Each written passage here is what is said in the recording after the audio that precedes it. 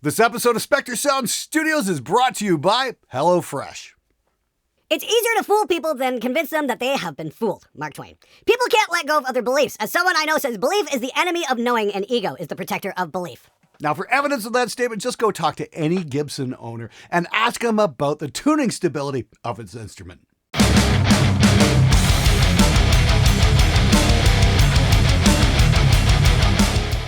Hey everybody, welcome to yet another episode of SMG Viewers Comments, my Friday show that's about you, not about me. If you've got comments, you got questions, I want to hear from you, leave one below, and if it's cool, I'll try to put it on the show. Anyway, let's get right to it.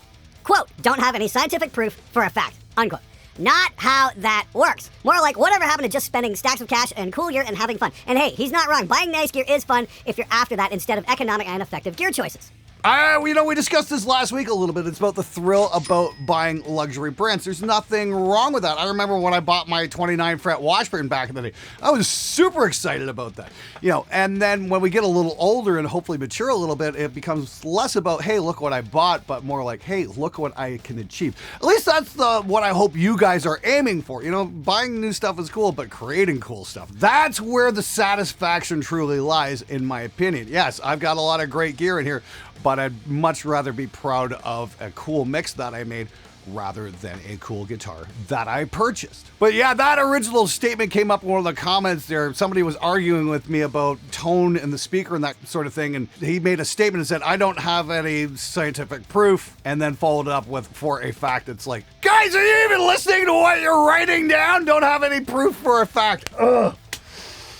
Feelings are not facts, okay? You have to be able to verify what you say. And, the amount of blowback I get in the comments about things like vacuum tubes, you'd think there'd be a lot more tests out there validating what you're saying. Still waiting for somebody to make a better tube test than the one I made last year. If somebody can show me what I got wrong, I'm down for listening, I really am. But that still hasn't happened.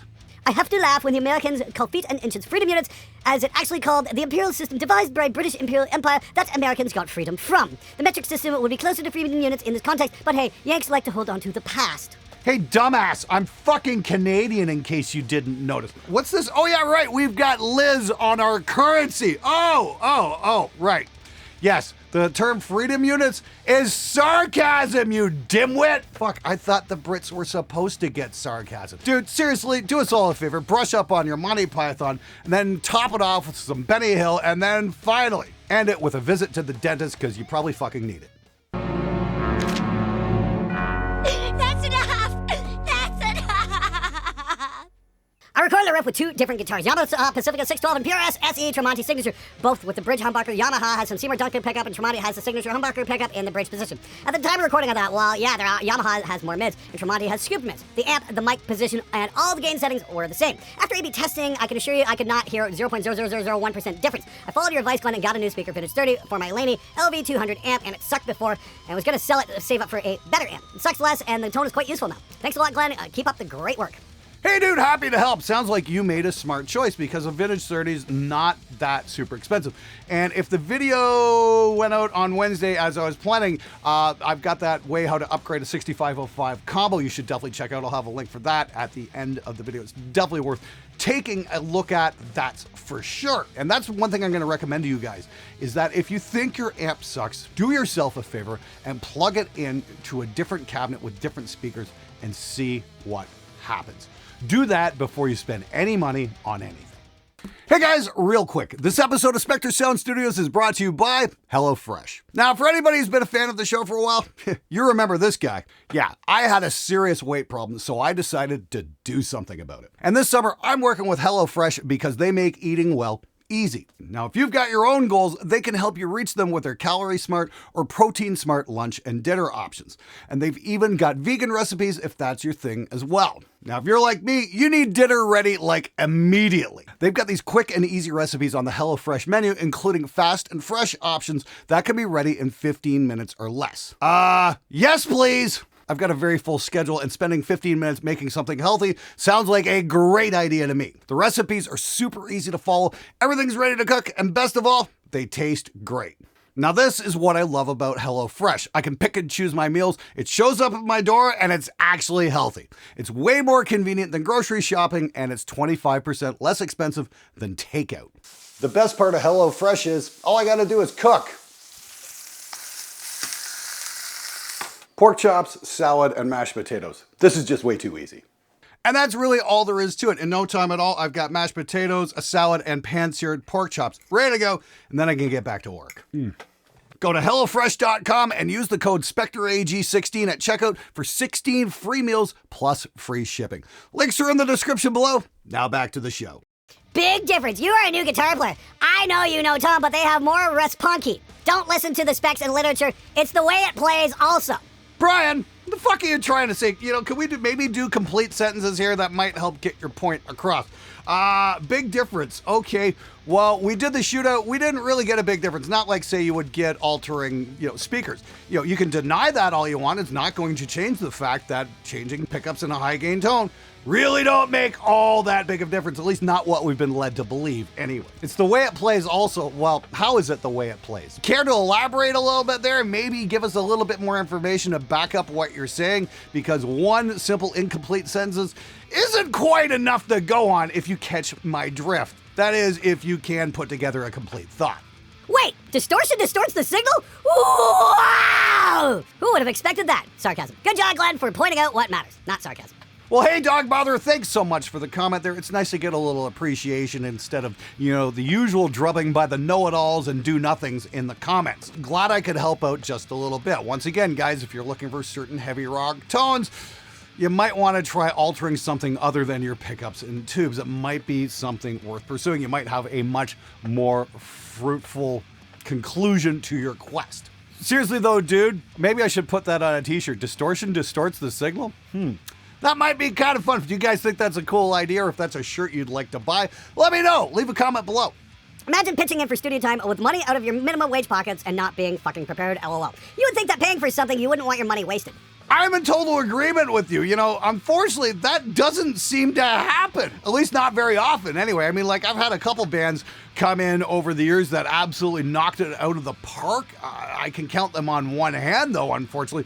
Most bands you've got to coach through, even though, yes, they're working shit minimum wage jobs for shit hours, for shit money, and are spending basically every spare penny they have on making a record, and they still come in unprepared. I've never fucking understood that. But I have had some bands come in here and kick ass, but never once have I ever had a band come in and I had to say, guys, you know what? You practiced way too much. Glenn! Have you started looking into the impact that AI is already having on music in general, recording, mixing specifically, and because words equals hard sometimes? Seems to be the theme song for a lot of you commenters. Words equals hard sometimes. Anyway, yes, I have taken a look into the AI thing, and you know what? We've got some very good news on the horizon. See, I read a comment a couple days ago and somebody said they were really worried about AI replacing the human element in music. And I'm like, hey, you know what? Don't worry about it. We already started doing that 10 years ago manually and on purpose. So metal is going to remain just the way it is right now. Bland, stale, and boring because you guys refuse to put a humanity on your records already. Seriously, when is the last time you heard an unaltered drummer on a modern metal recording? They're about as rare as a live fucking unicorn. It all depends. If you're looking for cleans or distortion, yeah, I'd say tubes are overrated. But if you want that Kiss by Overdrive sound, that favorite clean sound, Jerry Garcia, Chuck Berry, there's just no way to get it with solid state. Well, hey, Paul the Skeptic, sorry you're a little upset about that video. All I can do is show what we got. And yeah, I gotta say that orange solid state amp is a fucking beast. Here's the great thing though. I know I do metal on this channel and I'm gonna give a recommendation to go check out the JHS channel because he did a shootout with some horrible solid state amps where he did that whole Kiss by Overdrive sound that bores the living shit out of me. Now, you guys seem to love so much so they have to come over to a metal channel to complain the lack of Kiss by Overdrive sound that's putting the rest of us to sleep. Seriously. That kind of playing was great for, my parents' generation who are pushing 80, but, the rest of us now, those of us Gen Xers who grew up on cool shit like Priest and Maiden and Megadeth and Metallica and stuff like that. Maybe we want something that sounds just a little bit heavier. Try considering that. And by the way, go change your fucking Depends undergarments there, you old bastard. Personal, coming off the chosen for. obsolete now? Sure, let me bring my desktop to a festival show and change patches with a mouse on stage. LOL. Have you considered something like an Ebow for testing pickup responses? Plenty of idiots try to say that technique in field changes how test on a guitar with different pickups can be a big enough variable. But what about just resonating the string with something that doesn't rely on the player picking strings exactly the same way on the exact same riff? Personally, I stand by your current pickup test, but in the interest of eliminating variables, I'm curious if you had considered using a tool like an Ebow. Keep up the amazing work, and fuck you, Glenn. Hey, Justin Smart, you know what? You lived up to your last name, man. That was a fucking great idea. I'm going to raise my hand here. I'm in the SMG Dumbass Club today because I literally had an Ebow sitting on my desk for months, and I gave it back to the guy who loaned it to me because I never fucking used it. But that's a great fucking suggestion. You know what? I'm going to do that. I'm going to do another follow-up video because there's some people who got really upset about my pickup video. Murray Guitar Pickups. Hi, Murray! Thanks so much for dropping by. We love you, man, but please, let's spend some time in reality. Seriously, though, that sounds like a wonderful idea. I'm going to do that, and I'm going to try some more pickup shootouts, from guitar to guitar to guitar, amp sim versus real amp versus changing pickups in an individual guitar as well, and hearing any kind of variables we get that way as well, and making sure we're using the same set of strings. Unfortunately, that lovely single cut that I had with the removable pickups had to go back to its owner. So, hey guys, yeah, thanks for taking that back, fuckers. But I'm going to have to do that probably with a Harley Benton or something like that, which I think would be a great idea as well, because we can show what happens when you upgrade the pickups. Yeah, I'm sure it's going to be life-altering, the fucking tonal variations we're going to get there. Here's a thought about the pickups don't make a difference claim. Can't help but notice you stipulate that pickups don't make a difference when using overdrive, distortion, gain.